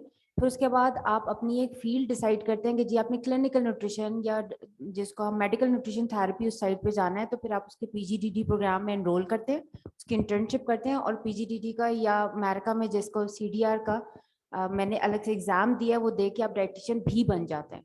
सो जब आप क्लिनिकल एक्सपर्टीज को अपनी स्पेशलाइजेशन डिसाइड करते हैं तो आप डाइटिशियन बन जाते हैं. सो डाइटिशियन न्यूट्रिशनिस्ट हमेशा रहता है, लेकिन हर न्यूट्रिशनिस्ट डाइटिशियन नहीं होता, क्योंकि बाज़ का वो hospital management, institutional management, food technology उस साइड पे चले जाते हैं, तो वो लोग फिर डाइटिशियन नहीं होते. तो ये थोड़ा सा फर्क है दोनों में. Thank you.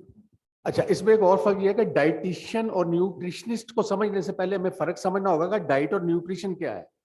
ठीक है, diet is anything from the ground to your mouth, that is called diet. जो कुछ आपके मुंह तक जाता है वो डाइट है.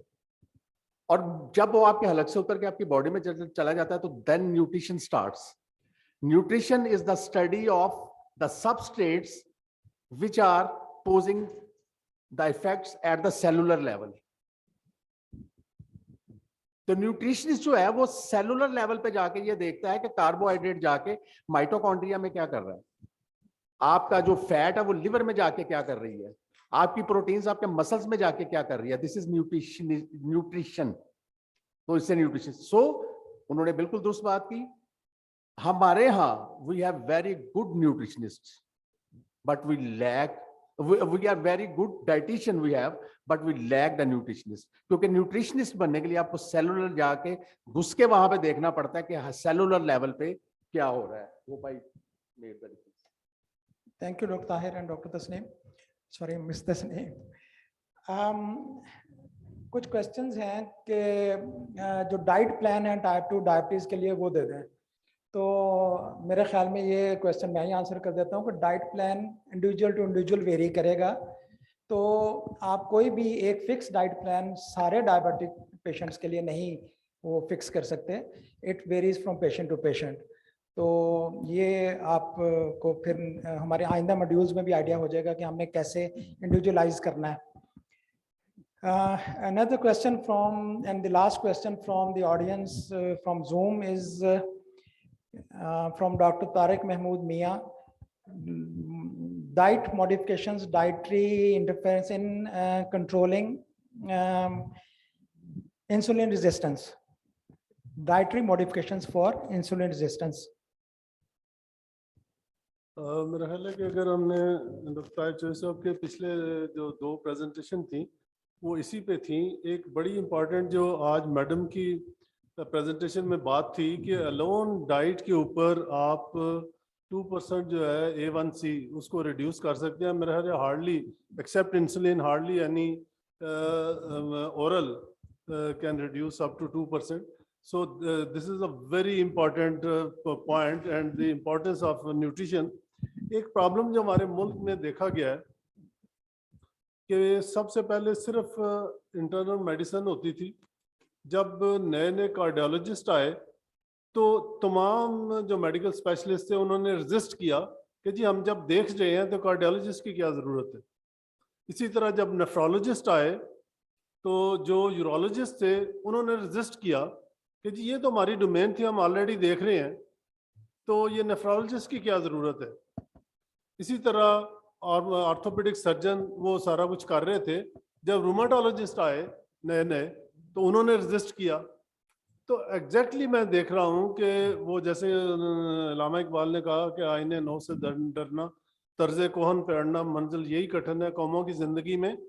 तो मेरा ख्याल है कि हर फील्ड की अपनी इम्पोर्टेंस है। आप डायबिटीज़ को, न्यूट्रिशन को अलहदा कर दें और डायबिटीज़ को कंट्रोल करना चाहें या इंसुलिन रेजिस्टेंस को कंट्रोल करना चाहें, और जैसे लास्ट लेक्चर्स में कहा कि जब तक आप इंसुलिन रेजिस्टेंस जो है उसको नहीं डील करते तो आपकी बाकी जितने भी मेटाबॉलिक सिंड्रोम के बाकी जितने भी प्रॉब्लम्स हैं उसको आप डील नहीं कर सकते। तो लिहाजा न्यूट्रिशन के बगैर हमने इंटरमिटेंट फास्टिंग पढ़ा, हमने डाइट में कार्बोहाइड्रेट कटिंग पढ़ा, और आज मैम ने जितना पढ़ाया मैं समझता हूँ कि न्यूट्रिशन का बहुत बड़ा रोल है टू कंट्रोलिंग ऑल द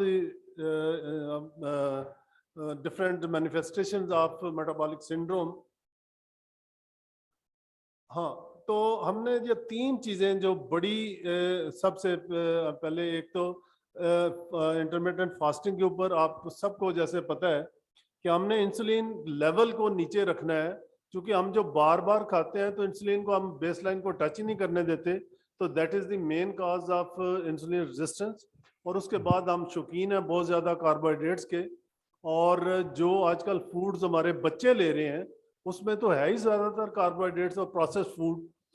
तो 3 जो चीज़ें मेन याद रखने वाली हैं वो है cut the carbs, prioritise the proteins and fill with the fat. अगर हम इसके ऊपर हम करते हैं अमल तो हम इंसुलिन रेजिस्टेंस को भी और डायबिटीज़ को भी और पूरा मेटाबॉलिक सिंड्रोम को भी हम अच्छी तरह कंट्रोल कर सकते हैं। Thank you. मैं सब यही बात जो आपने की है इसमें इस लेक्चर में तो थोड़ी सी कॉन्ट्राडिक्शन नज़र आ रही है, क्योंकि अभी तक पिछले 2 लेक्चर जो उस्ताद मोहतरम ने दिए थे और उनमें खूब डिस्कशन भी हुई थी, तो उसमें लो कार्ब जो है वो आज की दुनिया का बर्निंग क्वेश्चन है, और वो डिफीट डायबिटीज से रिवर्सल ऑफ डायबिटीज तक भी जा रहे हैं, आपको पता है। और उसकी बुनियाद ये लो कार्ब ही है। और लो कार्ब में जो हमें फैक्टर दिया गया है वो है कि आपने पर डे 150 से ज़्यादा कार्बोहाइड्रेट नहीं लेने। तो वो 45 to 65% तो नहीं बनता, वो तो कम करना है। जो मैडम ने आपको रेशो दिया है वो तो उससे टैली नहीं कर रहा। एक तो ये बात हो गई। दूसरी बात ये कि जो मैडम का बड़ा अच्छा डिटेल लेक्चर था, लेकिन गालिबन प्रैक्टिकली शायद वो मुमकिन नहीं है जो जो जो बातें इन्होंने की हैं। मसलन अगर मॉडरेट एक्सरसाइज आप करना चाह रहे हैं और आपकी ब्लड ग्लूकोज लेवल 300 से ऊपर है तो आप एक्सरसाइज नहीं करेंगे। क्यों? अगर आप बेहोश नहीं हैं तो एक्सरसाइज करने में क्या हर्ज है, वो तो उसको कंट्रोल करेगा। एक्सरसाइज करते ही इंसुलिन के अलावा जो चैनल हैं वो काम में आ जाएंगे, फौरी तौर पे वो रिड्यूस होगी। तो ये इस तरह ये बात जो है ना वो हमें समझ नहीं आ रही। बहुत शुक्रिया। इसका आंसर मैडम तस्नीम देती है, लेकिन उससे पहले we welcome doctor Shahla Javed Akram, our panel of experts. She is Dawn Valley, she is CEO Dawn Valley pharmaceuticals and Akram medical complex.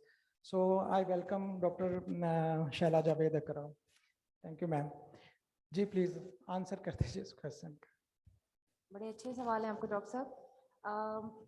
पहली चीज, ये जो मैंने आपसे 300 वाली बात की है ना, ये अभी भी मैंने पिछले साल जब AAD का डायबिटीज एजुकेटर का लेवल 2 का कोर्स किया तो उसमें भी ये लिखा है, क्योंकि आपकी अनस्टेबल सिचुएशन होती है, यानी 300 से ऊपर है तो उसके उस तक आपकी प्रायोरिटी है शुगर को कंट्रोल करना। पहले उसको स्टेबलाइज करें, फिर एक्सरसाइज करें। नहीं, शुगर तो हम उस वक्त, आपको पता ही है कि जब इससे ऊपर होती है तो प्रायोरिटी है इंसुलिन। इंसुलिन तो दे देनी है, लेकिन हाँ। इंसुलिन रेजिस्टेंट तो लाजमी है, उसके अंदर मौजूद है। जितनी मर्जी आप इंसुलिन दे दें, वो इंसुलिन इफेक्टिव नहीं रहेगी। अगर बंदा कौमे में नहीं है, चल फिर सकता है, तो 100 बिस्मिल्लाह, चल भाई थोड़ा चल फिर। नहीं, एक्चुअली और उसके साथ वो आपको इंसुलिन जो है वो इफेक्टिव हो जाएगी। वही एक बात तो ये है। दूसरी बात ये कि जैसे अभी मियां साहब ने बताया है कि मेटाबॉलिक सिंड्रोम की बुनियादी वजह जो इसमें सिर्फ डायबिटीज नहीं आ रही, कार्डियोवैस्कुलर भी है और सारी चीजें, वो बुनियादी वजह इंसुलिन रेजिस्टेंट है, जी जी, जो हमें बीमार बिल्कुल कर रही है। ऐसा ही है, फैट तो सेल्स वो रेजिस्टेंस तो लो कार्ब से खत्म होगी। उसको जैसे इन्होंने कहा कार्ब लो करें, और लो कार्ब का जो अपर लेवल दिया गया पर डे वो 150 है, लेकिन उसके बाद जो है प्रोटीन को प्रायोरिटाइज करें और fill with fat. Fill with fat का मतलब ये है कि ताकि आपको भूख काफी देर तक ना लगे। हाँ जी, बिल्कुल मैं आपकी बात तो समझ ये रही हूँ। चीजें, इसमें ये मॉडिफिकेशन जो है ये सारी दुनिया में आ रही है। और जो हमसे ज्यादा मोटे और ज्यादा बीमार और ज्यादा शुगर वाले थे, और जैसे अमरीकी हैं, वहां पे लोग पीट रहे हैं, सिर पीट रहे हैं, और बंदे वो बन जाओ, बंदे बन जाओ, अब मीठा खाना काट करो। एक तो ये बात होगी। दूसरे आपने जो वो फिगर्स दी हैं, उसमें आपने कहा जी 15 ग्राम है एक केला, एक सेब, एक नाशपाती, लेकिन उसी के नीचे स्लाइड में आपने लिखा है कि 3 औंस जूस, 3 से 4 आउंस जूस, वो भी 15 ग्राम है। हाँ जी, हाउ हाँ। Is it possible? क्योंकि एक मिनट, एक एप्पल जो है उसमें 3 औंस जूस नहीं निकलता। वो तो 4 आप एप्पल देंगे तो 3 औंस जूस निकलेगा, तो वो तो 60 ग्राम पे पहुंचेगा। आप उसको 15 ग्राम में इक्विवेलेंट कैसे लेंगे? उनका सेब का साइज ये होगा ना, ये मैं ADA से बता रही हूँ, अपने से कुछ नहीं बता रही। ADA की बात नहीं है, मुझे देखिए ना, उनके सेब का साइज हम- ऐसा होगा कि आधा 4 आउंस निकलाता होगा। हम सब बेसिकली साइंस स्टूडेंट है ना, जी जी तो बिल्कुल। हमारी रैशनल अप्रोच होनी चाहिए। हाँ, लेकिन मेरा ख्याल अभी है, इन्होंने कहा है कि जी अगर हम अल्लाह मियां ने जूस ही देना होता तो बोतल लटका देता। हाँ जी तो बिल्कुल, यही था ना, उसने बोतल नहीं लटकाई, नहीं लटकाई। उसने सेब दिया है, एक सेब 15 ग्राम तो समझ में आता है, जी ठीक है। लेकिन 3 औंस जूस जो है ना, हाँ 3 जी। औंस का मतलब है 750 मिलीलीटर, या नहीं 250 मिलीलीटर। 250 तो 1 कप हो जाता है ना, ये Okay. तो 125 ml हुआ ना, आधा कप। नहीं, आधा कप 125 ml है, चलें, आधा कप जो है वो एक सेब से तो नहीं, 125 ml है, एक सेब से तो 100 नहीं ml होगा। तो क्यों जी? निकल ही आएगा। Thank you doctor Farooq. हम ये डिबेट फिर कर सकते हैं। छोटा सा क्वेश्चन Any मैडम other के पास है, question मैडम from के the audience? मैं सिर्फ इनकी एक बात बता दूं, लास्ट क्वेश्चन। लो फैट और low carb, there are 2 categories. हाँ। लो कार्ब की आप बात करें, जिसका एक्सट्रीम वर्जन कीटो डाइट है, उसकी वजह से स्टडीज नहीं, उसके ऊपर भी बहुत ज्यादा लो है। कार्ब और कीटो डाइट में फर्क है। आई नो, लो कार्ब, ये Keto- एटकिंस भी लो कार्ब है और कीटो भी लो कार्ब है, नहीं, कीटो और लो साउथ कार्ब, रीच भी है। कीटो डाइट में और लो कार्ब में ये फर्क है कि कीटो में पर डे 24 आवर्स 50 ग्राम से ज्यादा कार्बोहाइड्रेट नहीं होते। Am I right, sir? और जो लो कार्ब है उसमें अपर, हाँ, हाँ, और zero भी हो अगर सकता है। अगर आप लो कार्ब पे जाएं तो वो 150 तक मैक्सिमम है। और इसके अलावा फैट्स का भी फर्क होता है, उसमें 70% फैट हो जाती है इंस्टेड ऑफ 30%। कीटो में सैचुरेटेड फैट 70% तक चली जाती है। That's all. तो उस तरफ हम जा सकते हैं। Thank you doctor Farooq. और एक लास्ट डॉक्टर फारूक, और भी लोग हैं और टाइम कम थोड़ा सा है। ऐड करना चाहूंगी कि मेरी 2 बातें हैं। कार्बोहाइड्रेट कंटेंट, मेरी पहले 2 बात देखें, 2 बातें हैं। एक तो ये है कि कीटो में सोर्स कार्ब्स का बदल जाता है। We have to understand that also. Source is change, carb का सोर्स चेंज होता है। ये ग्लूटेन से नहीं निकलता सोर्स कीटो का, ठीक है ना, ये तो बात सही है, ये तो मानते हैं ना। दूसरी बात ये है कि आपने सर ने बात की इंटरमिटेंट फास्टिंग की। जो हमने स्टडी की है ना, उसमें इंटरमिटेंट फास्टिंग सर्कैडियन रिदम जो रखती है, इंटरमिटेंट फास्टिंग जो सर्कैडियन रिदम नहीं रखती है. There are two different, you can't just have a choice of your own. कि जी अगर आपने ये मेटाबॉलिक सिंड्रोम को या इंसुलिन सेंसिटिविटी को किसी को हिट करना है, एक नॉर्मल यंगस्टर को that is a different thing. लेकिन अगर हम ये बात करें ना डिजीज ओरिएंटेड, तो सर्कैडियन रिदम को मद्देनजर रखते हुए जो इंटरमिटेंट फास्टिंग होगी उसके results are way different than वो इंटरमिटेंट फास्टिंग जो सर्कैडियन रिदम को नहीं रखती मद्देनजर. For example there are people, जैसे कोरोना में, कोविड में, वो उठते ही 2 बजे थे, ठीक है ना, और उन्होंने अगर कर भी ली इंटरमिटेंट फास्टिंग तो सर्कैडियन रिदम तो गया, there is no rhythm. Sunset भी गया तो सनराइज भी गया. So they like eating at night and then they come and complain you कि हम तो जी इंटरमिटेंट फास्टिंग पे थे, 8 घंटे के अंदर हमने कुछ खाया, बाकी कुछ नहीं खाया. They were the results which are not I mean any results के जो हम इसको कोट कर सके. वो लोग जिन्होंने अपना रिदम रखा उनके results are way different. So in intermittent fasting जो आजकल हम स्टडी कर रहे हैं, we are stressing because circadian rhythm को आप कहीं भी इग्नोर नहीं कर सकते, ये तो मानते हैं ना, ये नेचुरल है. आप कोई भी मेटाबॉलिक सिंड्रोम को डिस्कस करेंगे, डिपेंडेंसी तो उसकी इसके ऊपर रिदम पर ही है ना. तो रिदम आप नहीं, रिदम को रखेंगे तो आपकी डाइट होगी. एक बात ये. दूसरा, आई 100% एग्री विद यू कि low carb is like the voice of today. Low carb के ऊपर जैसे आप कह रहे हैं कि जी आप जो बात करें 700 कैलोरीज तक, दैट इज लाइक अबाउट 25%, और जनरली हम 50-60% लेते हैं, हाफ हो गया ना. अच्छा, मेरा ये पॉइंट है कि आप इतना रिजिड भी नहीं है ये, मतलब इट इज नॉट लाइक कि जी इससे ऊपर नहीं जा सकता, जैसे इतना नहीं हम डराते अपने मरीजों को. They have to live in this world and this is a permanent thing which they are having. यही बात है ना, हमने कंट्रोल करने को, उसको कोई हमने इरेडिकेट तो नहीं कर देना ना उस मरीज में. थोड़ा सा मार्जिन उनको देना चाहिए. But what I don't agree is with the keto diet. Keto diet metabolic syndrome अगर उसका है, थोड़ा सा इंडिकेशन भी है, तो keto diet is actually not, it is not, should not be suggested. Because आप जितना भी इसको करेंगे, इसके कीटोन्स लेवल को मैनेज करेंगे, आप जो भी करेंगे, it is going to affect sooner और लेटर द रिजल्ट्स.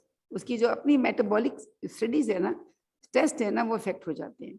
आप कोई भी स्टडीज निकालें, इसके ऊपर मेरे पास इस वक्त स्टडीज नहीं है, but I can definitely share with the group कि ये वाले जो हैं कीटो डाइट के बाद इफेक्ट क्या आया है metabolic syndrome. That is also very important. कहने को तो there are so many studies, मतलब भरी हुई है सारी, लेकिन ये बात है. लेकिन जनरली स्पीकिंग कि जो मैंने जो देखा है ना, कि अभी जो मेरे पेशेंट्स में जो रिजल्ट्स आते हैं कि जब हम कार्बोहाइड्रेट्स की इनटेक सनसेट के बाद नहीं देते, that's my experience, the results are far better. I follow the circadian rhythm with zero carb, the evening circadian rhythm. Morning में मैं देती हूँ और इवनिंग में नहीं देती हूँ. इवनिंग में जब रिदम है ना, उसके अंदर अगर आप carbohydrate, that's my experience and I am headstrong with that experience, कि अगर आप वो कार्बोहाइड्रेट जीरो कर देते हैं after sunset, your results are way different. You are actually, और इतने विजिबल रिजल्ट्स आते हैं कि पेशेंट्स आपको छोड़ता ही नहीं है.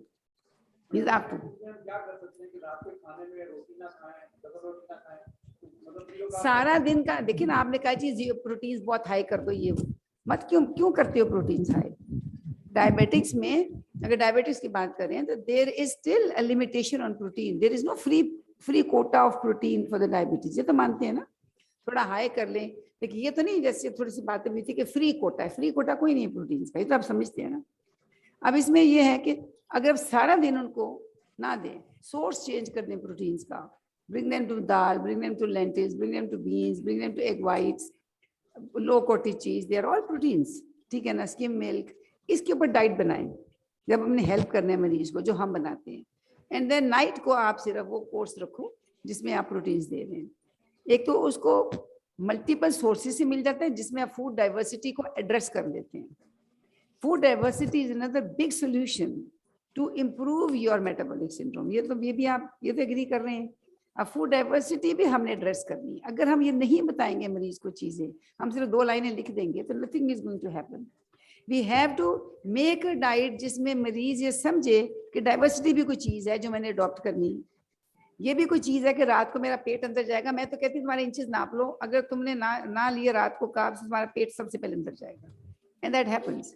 वो नापते हैं, अपना गर्थ नापते हैं। These things you have to tell the patient कि जी ये है 1 to 1, ये करोगे ये होगा, ये करोगे ये होगा। हम तो इस तरह ब्रीफ करते हैं और बड़े अच्छे रिजल्ट्स आते हैं। तो इसलिए बहुत ज्यादा हमें रिजिड भी नहीं होना चाहिए कि भाई इतना ही कार्ब, इतना ये, इतना हाई फैट, ये कोई लेबल्स इस तरह के नहीं लगाने चाहिए। लेकिन आप मरीज को कह देंगे जी high fat, high protein, low carb, तो वो तो is not going to show you. This is not the instruction that should be given. Instruction should be mild, जो हम करते हैं, मैं करती हूँ। I am very mild, friendly, and then जो उसको समझ लग जाए, that they understand, because we want, हमने कोई इसमें मरीज से अवार्ड नहीं लेना, हमें मरीज से रिजल्ट्स लेने। तो ये है ना, इसमें मुझे रिजल्ट्स दिखता है, दे show the results and the result. आपकी जो लैब सीरीज है वो भी रिजल्ट्स दिखाती हैं। So this is the way, मतलब ये मेरी एक छोटी सी बात है। Thank you, Dr. Shaila, for your elaborative answer. Thank you so much.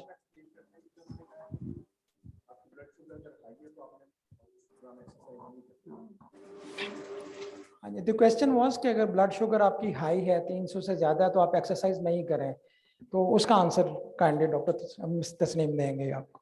पहली चीज ये है कि ये हमें इंफॉर्मेशन प्रोवाइड, जिस तरह हमारे एक पास खुली किताब की तरह रूल्स होते हैं ना, ये रूल्स हैं। 300 से ऊपर है तो एक्सरसाइज नहीं करनी। ये आप जो सी मर्जी किताब उठा के देखें, हर जगह यही लिखा हुआ है। साइंटिफिक, मैं आपको AADE से बता रही हूँ।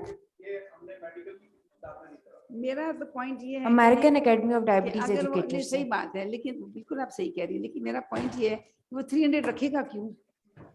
If he is taking the medicine, he is taking medicine, he is taking insulin, whatever he is taking, he is इस वक्त अनकंट्रोल्ड डायबिटीज में, जो वो मैडम बात कर रही है। अनकंट्रोल तो है, तो अनकंट्रोल्ड ही है ना सर।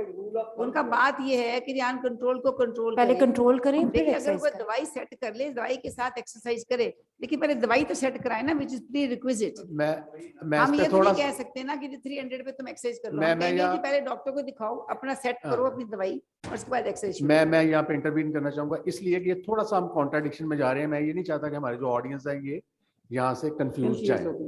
मैंने पिछली दफा, आपको याद होगा कि अपने लेक्चर में ये कहा था कि अगर आपने हाई कार्बोहाइड्रेट मील ले लिया है, तो आपने दावत अटेंड कर ली है, ऑब्वियसली अगर आप डायबिटिक है तो आपकी शुगर ऊपर जाएगी। ठीक है ना?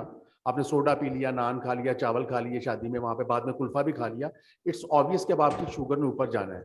तो मैंने पिछली दफा ये कहा था कि आप अगर घर आके कपड़े उतारने के बाद उसी वक्त ग्राउंड में जॉगर पहन के चले जाएं, तो जब आप वापस आएंगे तो दैट अच्छा वो कहा अच्छा अब उस वक्त शुगर आएगी। अच्छा अब मैडम इसमें ये है, actually what I have learned over my, you know, I have also been trained in USA. Very good. अच्छा, जितनी इंटरनेशनल गाइडलाइंस है, if we are just sticking to those guidelines, we would be nowhere. It's a very simple, normal human physiology that exercising muscle gulps, जैसे घूंट भर लेता है sugar के। जब आप एक्सरसाइज करते हैं, इंसुलिन की जरूरत ही खत्म हो जाती है, इंसुलिन साइड पे चली गई, और hungry muscle that engulfs all the glucose. So मेरे ख्याल में तो अगर आपकी शुगर हाई है और आप जॉगर पहन के वॉक पे या अपनी उस पे चले गए हैं, तो आपकी ग्लूकोज का लेवल बेहतर ना सिर्फ होगा, बल्कि उसको विदाउट एनी इंसुलिन उसको एक जगह मिल जाएगी आपके सेल्स पे। I disagree with this. देखिए, द थिंग इज कि आप कहते हैं कि जो आपने खाना बताया सारा, इतना कुछ खाकर रात को वापस आता है, मतलब देयर हार्डली 0% चांस, 1% चांस कि वो एक्सरसाइज करेगा उस वक्त। सीधी सी बात है, he will not go for that. And number 2, कभी भी वो इस तरह के हैवी खाने के बाद कोई मरीज अपना ब्लड शुगर नहीं करता, उसको पता है मेरा हाई है, सो दैट डिप्रेसेस हिम। ये तो खैर हो गया एक नॉर्मल एक रिफ्लेक्स। लेकिन अगर आप ये कहते हैं कि उसको एडवाइस किया जाए कि जब हैवी खाना खा लिया है और उसके आधे घंटे के बाद तुम एक्सरसाइज करोगे तो everything will be normal, I have my doubts on that. I agree with you sir कि ये जरा काम मुश्किल है, बिकॉज अगर हम ये देखें तो उसका जो है the redirection of blood flow towards the GIT is that time more important than redirection of the blood flow to the muscles. At least he should give at least 2 or 3 hours gap before he can go. ये जो बात है ना कि जी आती करे और फिर चढ़ जाए, ये वाली कोई बात नहीं। अगर उन्होंने स्टडी बताई है, उसमें आवर्स नहीं बताए, उसमें टाइमिंग्स नहीं बताए, उसमें ये नहीं बताया कि डिनर की बात करिए, लंच की बात करिए, ब्रेकफास्ट की बात करिए। कट ऑफ मैडम, लेकिन सर, लेकिन द थिंग इज कि कट ऑफ वो वंस इन हुआ है कि रूटीन में है। अगर रूटीन में है तो then he should be better go to the physician and get it set sorted out. अगर एक दफा हुआ है, he should give himself a margin कि भाई 2-3 घंटे रखे, ताकि उसका एक ब्लड, उसका बर्डन अपने हार्ट पे और पड़ेगा।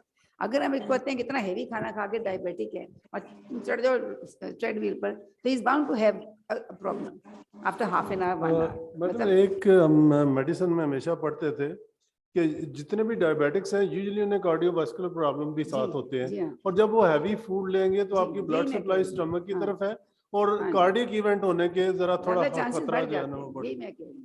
मैं तो समझाने की कोशिश ये कर रहा हूँ, मैं कतन ये नहीं कह रहा कि जब आप खाना खा के आए हैं तो अब आप सबको ट्रेडमिल पे भगा दें। मैं नॉर्मल ह्यूमन फिजियोलॉजी की बात कर रहा हूँ कि आपका एक्सरसाइजिंग मसल जो है वो आपके ब्लड में से ग्लूकोज को खींच लेता है without the help of insulin. अब वो आप उसको करवाना चाहते, अगर कार्डियक पेशेंट है ऑब्वियसली आपके पास, आप उसको तो नहीं कहेंगे कि जाके ट्रेडमिल पे चढ़ जाओ। मैंने एक मिसाल से ये बात समझाई थी कि अगर आपने हैवी कार्बोहाइड्रेट का कोई खाना ले लिया है तो अगर आप एक्सरसाइज कर लेते हैं जाके, अगर एक नॉर्मल बंदा है सपोज उसको डायबिटीज भी नहीं है, वो प्री डायबिटीज, वो तो 90% पाकिस्तानी है या पूरी दुनिया में, अगर वो प्री डायबिटिक है, हैवी खाना खा के आया, rather than going to sleep with that full fledge carbohydrate stomach, तो क्यों नहीं वो अगर जाता है बाहर और जाके उस वक्त एक चक्कर लगा के आ जाए तो उसकी ब्लड सर ग्लूकोज उससे नहीं लेवल इफेक्ट होगा। उस हाँ इसको ना बराबर इस तरह छुड़ा देते हैं कि थोड़ा वेट करके, थोड़ा सा हजम करके फिर चला जाए। चले last question from the audience, last इस तरह क्वेश्चन। हम बात कर रहे हैं कि डायबिटीज में रिफाइंड कार्बोहाइड्रेट जैसे नान या चावल नहीं लेने चाहे रोटी, तो मैम से मैं पूछता हूँ कि जो कुछ लोग कहते हैं जी बेसन की रोटी खा लें या चने खा लें, ये इनका क्या वजह है? क्या इनमें कार्बोहाइड्रेट कम होते हैं और प्रोटीन बेल का भी ध्यान रखें।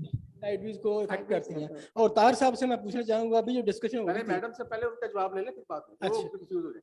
मैडम से मैं इसका ब्रीफ से आपको आंसर दे देती हूँ। बेसिकली 19-20 का फर्क होता है। बेसिकली जो मैंने आपको रोटी का साइज बताया ना, 2 आउंस आटे की रोटी, जो गंदम की आटे की रोटी है, होल व्हीट फ्लावर, उसके अंदर 30 ग्राम कार्ब्स है। लेकिन जो जौ की रोटी है या बाजरे की रोटी है या किसी और ग्रेन से बनी हुई है, इनका थोड़ा सा 19-20 का फर्क होता है कि अगर इसकी 30 ग्राम की रोटी है तो उसी 2 आउंस में जो जौ की रोटी है वो 28 ग्राम की होगी। सो एक या थोड़ी सी क्वांटिटी का आधा फर्क नहीं, 28 और 30 का फाइबर बेहतर। कंटेंट। हाँ हाँ जी हाँ। मैं ग्लाइसेमिक इंडेक्स की बात नहीं कर रही, होल व्हीट का भी ग्लाइसेमिक इंडेक्स बहुत अच्छा है। मैं व्हाइट फ्लावर से कंपेयर नहीं कर रही। व्हाइट फ्लावर का 70% है ग्लाइसेमिक इंडेक्स। मैं होल व्हीट फ्लावर की बात, चक्की आटा pure with the brand and with everything, उसका ग्लाइसेमिक इंडेक्स हाई नहीं है जो आपका चक्की आटा होता है।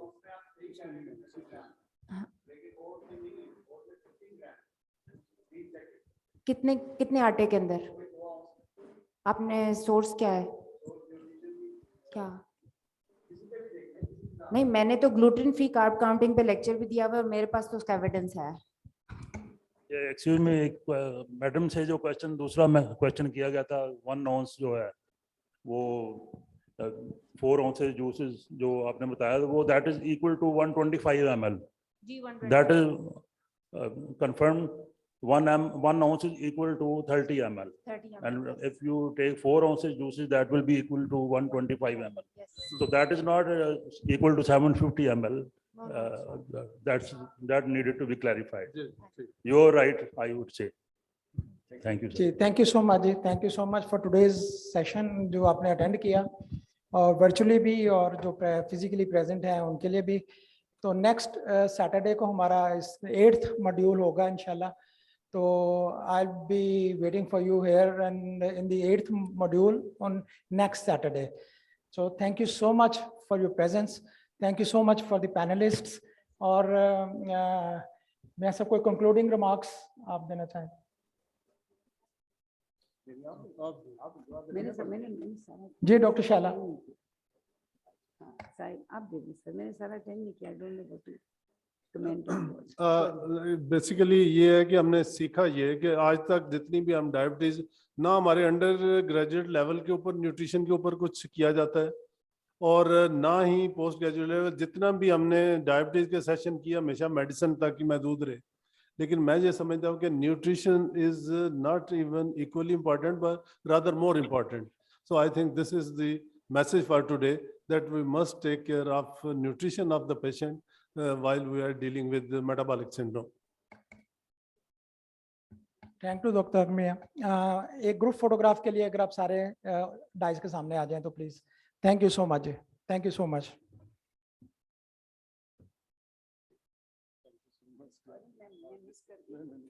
मैं वो आपका फोन नहीं देंगी। अच्छा।